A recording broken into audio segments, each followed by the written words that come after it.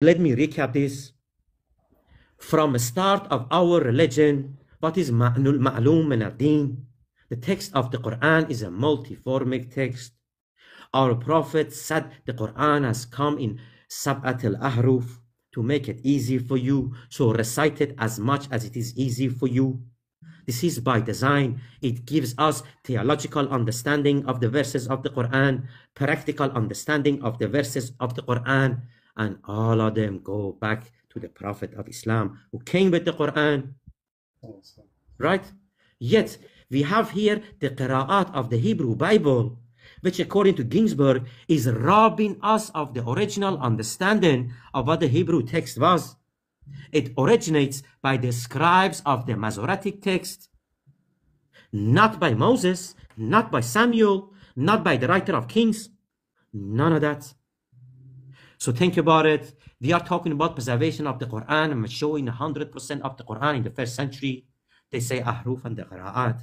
We went through them. The Ahruf go back to the beloved Prophet.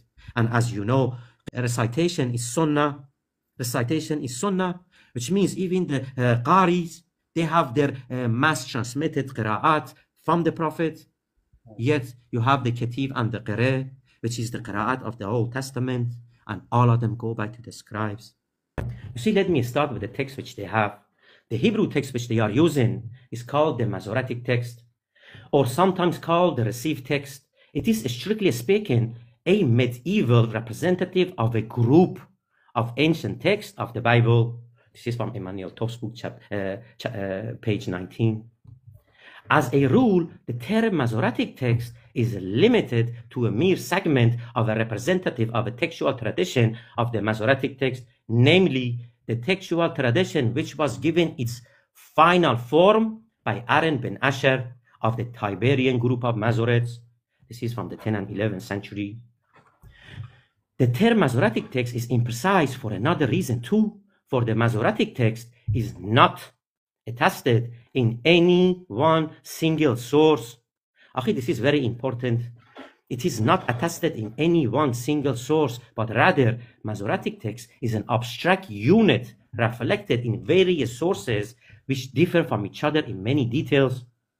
And these details are, one of them are these Qira'at of theirs. And inshallah, I get to that. Variance within the group of the Masoretic text has been preserved in the notes of the Masoretes of the East, which they call Medina, or the Ma'abara, which is the Masoret of the West. So, actually, think about it. You have the text. On the line of the text, you have what they call the Masoretic text, or the Mazora. You have the Masoretes of the East and Masoret of the West. And they are putting the information about the text, which they are copying to give it to you. You get that? These are the information about the text. The Soferim wrote out the consonantal text. The Naqtanim, they pointed the vowels to it. And the Masoretes, they added the marginal notes. Shlomo ben Boya wrote Aleppo Codex. You know the Aleppo Codex, the earliest one, is written by Shlomo ben Boya. We know who wrote it in the 10th century. This is one of the texts which the Jews use today. A text which comes 3,000 years after Moses, written by Shlomo ben Boya. And Aaron ben Asher was responsible for pointing the Masoret to it. You see? So one is writing it, the other one is pointing this information in it.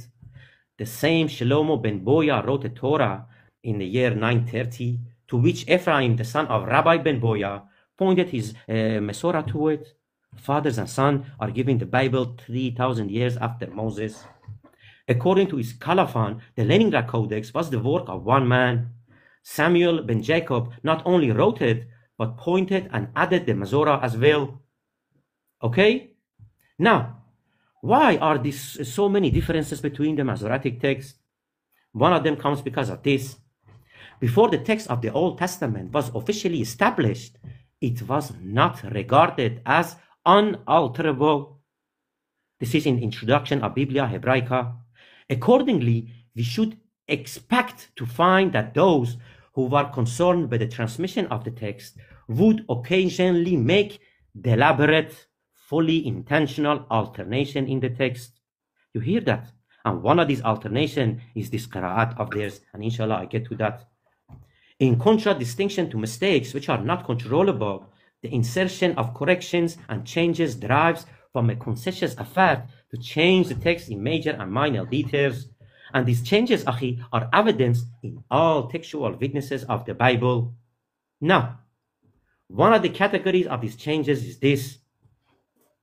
In a large number of instances, ranging from 850 to 1500 in different traditions, the Mazora, the notation of the text, and the people who are copying the text, notes that one should disregard the written form of the text, which is called the Ketiv, and read instead a different word or words which are called the Qira'at. Did you hear that?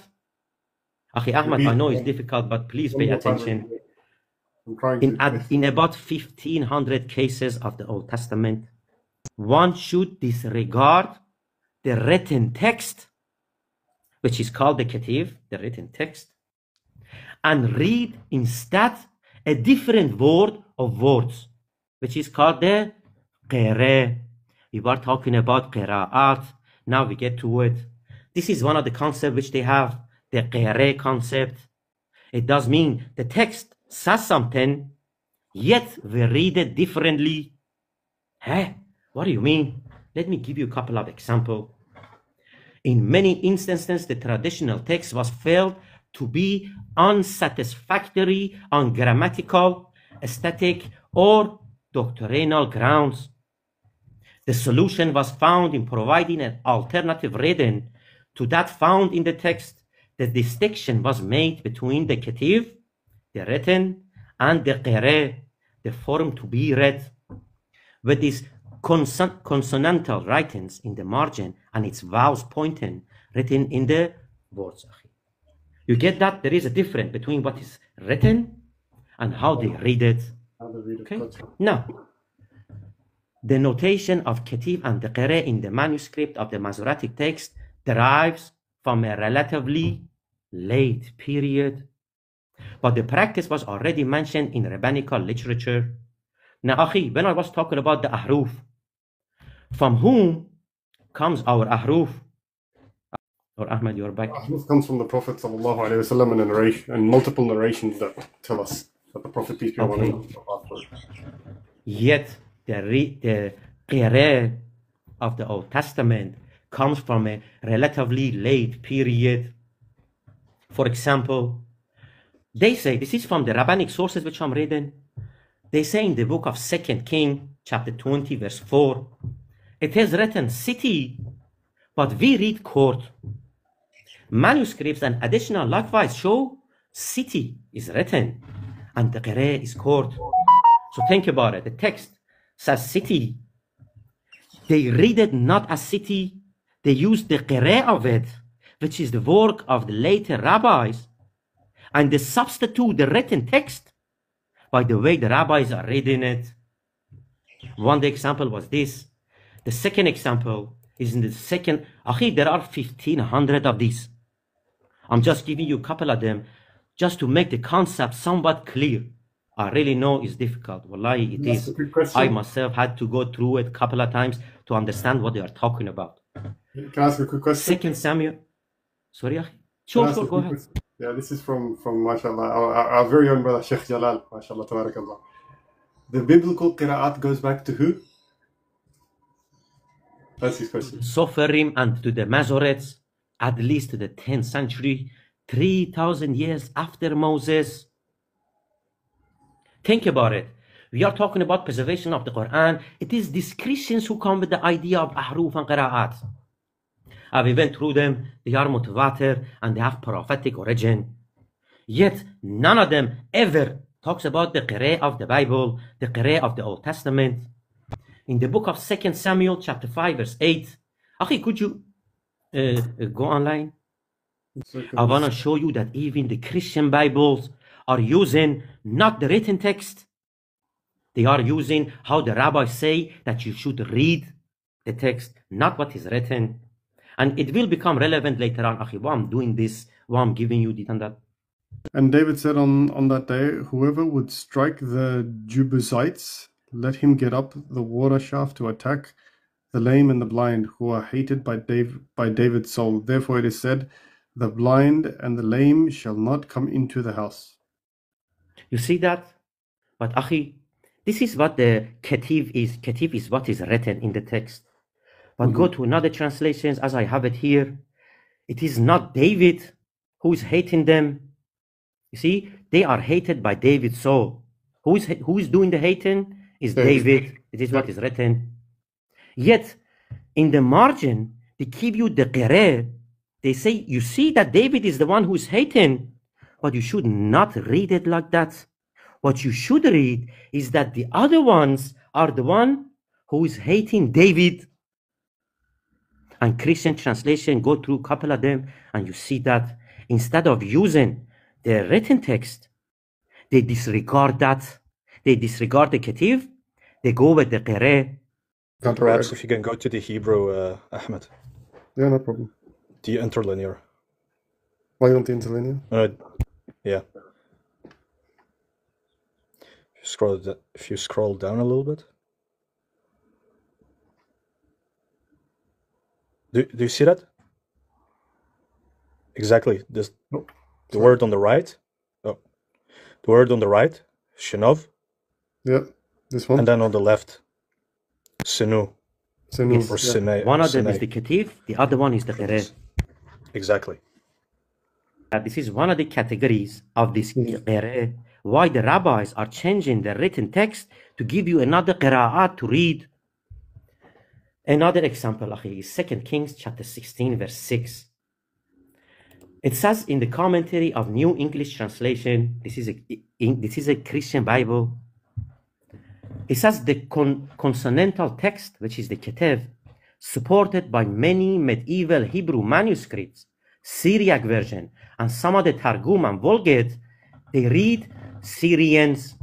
So they say they use the Ketiv, what is written. Yet the marginal reading, they say qira'ah, is supported by the LXX, Targum, and Vulgate. And it says Edomites. You hear that? So Hebrew text, it says Syrians. This is what the text is written. The rabbi said the Syrian, you should not read it. You should disregard the written text and read the qira'ah, which are Edomites.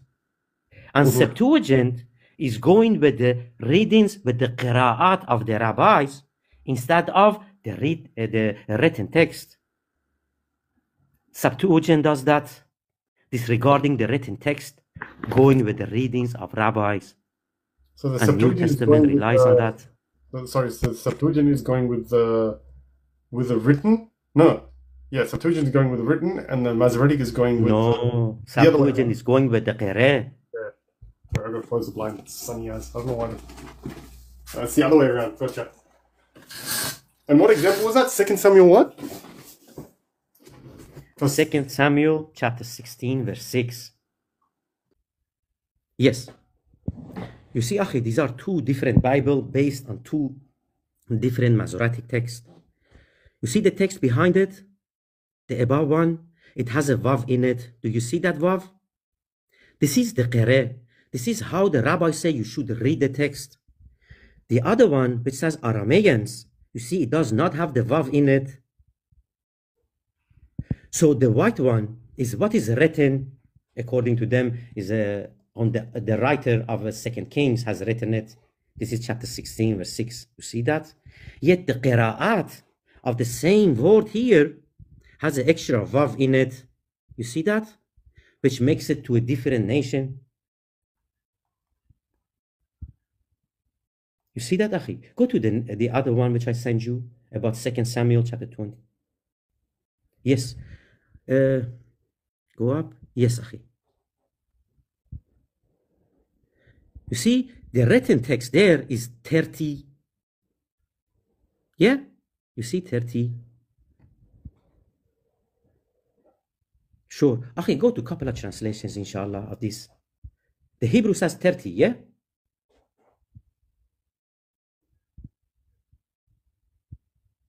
Now, Akhi, you see that? 3. Hey. The Hebrew above, Akhi, you see Selosim?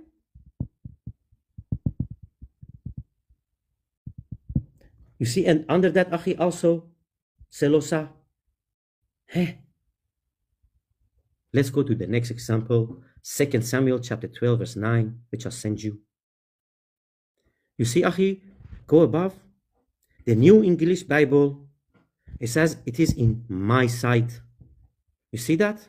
Yet the NIV says it is in his sight. You know how they come to you, they say, oh, Ajabta and Ajibtu. You see that? We are telling them, both of them go back to the Prophet, peace and blessing be with him. But which one is your Bible? Is it my sight or is it his sight? Which one is the Hebrew text? You have different qira'at in it. This is exactly what it says in the Faith Life Study Bible. It says, have you despised the word of Yahweh by doing evil in his eyes? The commentary says, thus says the Ketiv. The reading tradition, the Qira'at, says, my eyes.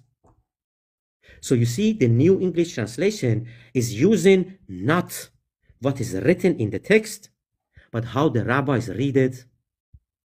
So English Christian Bibles are using not the written text, but the readings of the rabbis. But I'll go through a couple of examples. I know it's been too long and too confusing, but let me give you a couple of examples and I'll finish with that, inshallah. In Joshua chapter 5, verse 1, the text which is written, it says, until we had crossed over, what? We. Yet the Qira'at says they. You know how they come to you about the Qira'at?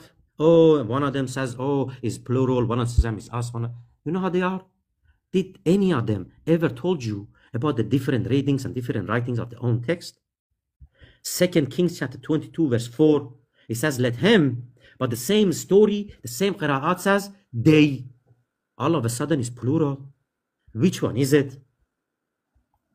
You see that, akhi? Yep, I see it. Now, the rabbinical literature mentioned a category of this, which is al-tiqr. What does it mean? You see, this is divided in a couple of categories. One of them is this, qira vela kativ. Qira vela kativ indicates a word which is read, but is not written. So they read in the Bible something which is not written. In such cases, only the vocalization is included in the text. Further example of qira vela kativ are mentioned in Net 37b, 38a. A whole list in given is okla wa okla. You see there, them Jews are telling you, we are reading text in the body of the text, which is not written. Doesn't that remind you of a couple of verses of the Quran? Why are you saying something which is part of the scriptures, which is not part of the scriptures, and you know it? One example is in 2 Samuel chapter 8, verse 3, or Judges chapter 20, verse 13. Another category is akhi. One of them was qira vela kativ. The other one is kativ vela qira. This indicates a word which is written, but is not read. The text is written in the text, but they don't read it. What? And they say in other instances of the Masoret, the instruction at the end of the page, they instruct the reader to disregard a word included in the text. What the hell's going on? You see that? And Christian Bibles, King James is using this. I don't want to make it too long. What the hell's going on? Sometimes if a word is written, but it's said differently. And then the other times the word's not even, like, they're supposed to miss a word, not even read it? Yes, this is one of the categories. Read, read but not written. Qira vela kativ, of kativ vela qira, written but not read. The qira reading, originally written in the margins of the manuscript as optional variants and were later taken as corrections of the body of the text. Wait a minute. This qira'at of theirs, originally written in the margins of the manuscripts? Who wrote these manuscripts? The scribes. Who gave them this qira'at? The scribes. Who gave us our ahruf, akhi? Sallallahu alayhi wa sallam. Right? Yet, These qira'at of theirs goes back to the scribes. It says, and later was taken as corrections of the body of the text.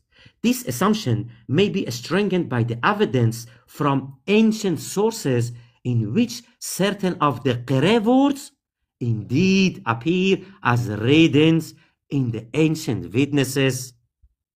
You see that the readings of the rabbi has replaced the actual written text. You see that, Akhi? They be talking about ahruf. I never heard him talk about this. Now, why are they doing this? What are all these qira and katif coming from? There are a couple of studies of this, Akhi. I've been through them. Wallahi, this is very, very difficult. But sure, let me read what they say in a summary. According to one of them, that of Gordy's, scribes at first wrote marginal corrections, but later this type of notations was also used for denoting optional variants, which in due course became obligatory. This is how you get qira bil katif. You should not read what is written. They say our rabbis taught wherever an indelicate expression is written in the Torah. Akhi, listen. Whenever an indelicate expression is written in the Torah, we substitute it by a more polite word in reading. You hear that? This rabbi saying the Torah is not delicate enough. Let us change it. One of the examples is in the book of Deuteronomy 28, verse 27. They are changing. And if you go to Sephora, which uses this Hebrew, Akhi, they are giving you this qira'at of theirs. In the Hebrew, you have parentheses, and they give you, this is how we read it. They have changed it. I don't want to read it. People can go and see Deuteronomy 28, 27. Another one, the same Deuteronomy 28, verse 30. It is talking about the man. If you pay the bride price for a wife, and another man shall enjoy it. Yet, this enjoy it is what the rabbi read. The written text says ravish. They say ravish is too much. They have changed it into enjoy. And go to this Christian Bible, go to these Christian translations, they use enjoy. Yet, the text does not say that. You see that, Akhi? So the readings of the rabbis have found these ways in the body of the text, and is being used as what? As the authentic text of the Bible. Very weird. According to another intimate view, all the qira words were initially optional variants, which were subsequently taken as corrections. Hey, so there are a couple of ideas what they are. They say Ginsburg, who is one of the big names of the previous century, the Masoretes, therefore, who have decided that the marginal qira is the corrected one, have in all these instances derived us of the vowel signs which were originally affixed to the words in the text. They have robbed us. You see that? So the qira'at of the Bible are the changes which the rabbi has brought into the body of the text. And every Bible you read in these verses, they give you another one. You see, there is a good example about this, but I don't want to talk about that, and I want to give the mic to Brother Sami. I know it's been too long. But let me recap this. From the start of our religion, what is ma'lum min ad-din? The text of the Quran is a multiformic text. Our Prophet said the Quran has come in sab'at al-ahruf to make it easy for you. So recite it as much as it is easy for you. This is by design. It gives us theological understanding of the verses of the Quran, practical understanding of the verses of the Quran, and all of them go back to the Prophet of Islam who came with the Quran. Right? Yet, we have here the Qira'at of the Hebrew Bible, which according to Ginsburg is robbing us of the original understanding of what the Hebrew text was. It originates by the scribes of the Masoretic text, not by Moses, not by Samuel, not by the writer of Kings, none of that. So think about it. We are talking about preservation of the Quran and showing 100% of the Quran in the first century. They say ahruf and the qira'at. We went through them. The ahruf go back to the beloved Prophet. And as you know, qira'at, recitation is sunnah. recitation is sunnah, which means even the qaris, they have their mass transmitted qira'at from the Prophet. Yet you have the Ketib and the Qira, which is the Qira'at of the Old Testament, and all of them go back to the scribes.